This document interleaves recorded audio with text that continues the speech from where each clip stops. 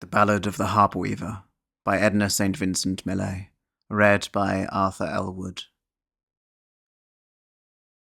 Son, said my mother, when I was knee-high, you've need of clothes to cover you, and not a rag have I.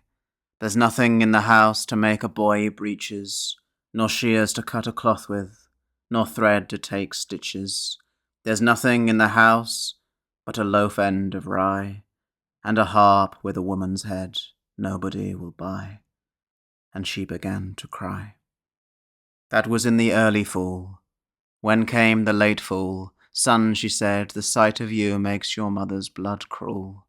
Little skinny shoulder blades sticking through your clothes, and where you'll get a jacket from, God above knows.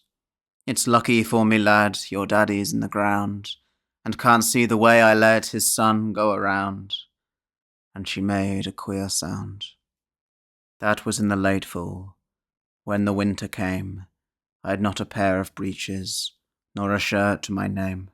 I couldn't go to school, or out of doors to play, and all the other little boys passed our way. Son, said my mother, come climb into my lap, and I'll chafe your little bones while you take a nap. And oh, but we were silly, for half an hour or more. Me with my long legs dragging on the floor, a rocking to a Mother Goose rhyme. Oh, but we were happy for half an hour's time. But there was I, a great boy, and what would folks say to hear my mother singing me to sleep all day in such a daft way?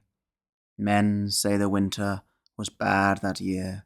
Fuel was scarce, and food was dear. A wind with a wolf's head howled about our door, and we burned up the chairs and sat on the floor.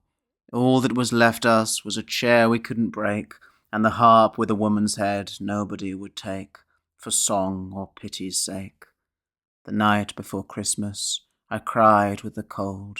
I cried myself to sleep like a 2-year-old, and in the deep night I felt my mother rise and stare down upon me with love in her eyes. I saw my mother sitting on the one good chair, a light falling on her from I couldn't tell where, looking 19 and not a day older, and the harp with a woman's head leaned against her shoulder.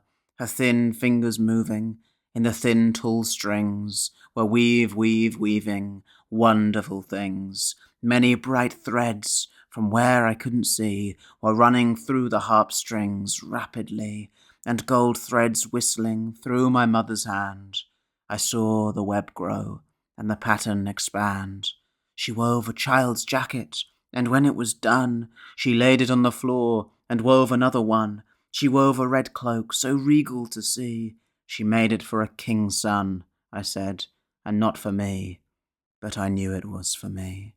She wove a pair of breeches quicker than that. She wove a pair of boots and a little cocked hat. She wove a pair of mittens. She wove a little blouse. She wove all night in the still cold house. She sang as she worked, and the harp strings spoke.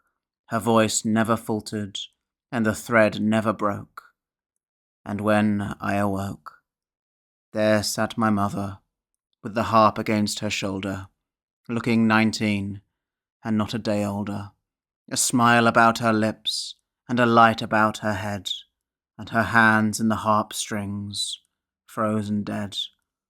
And piled up beside her, and toppling to the skies, were the clothes of a king's son, just my size.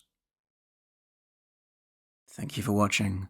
Please like and subscribe for more poetry readings, and a special thank you to my supporters on Patreon.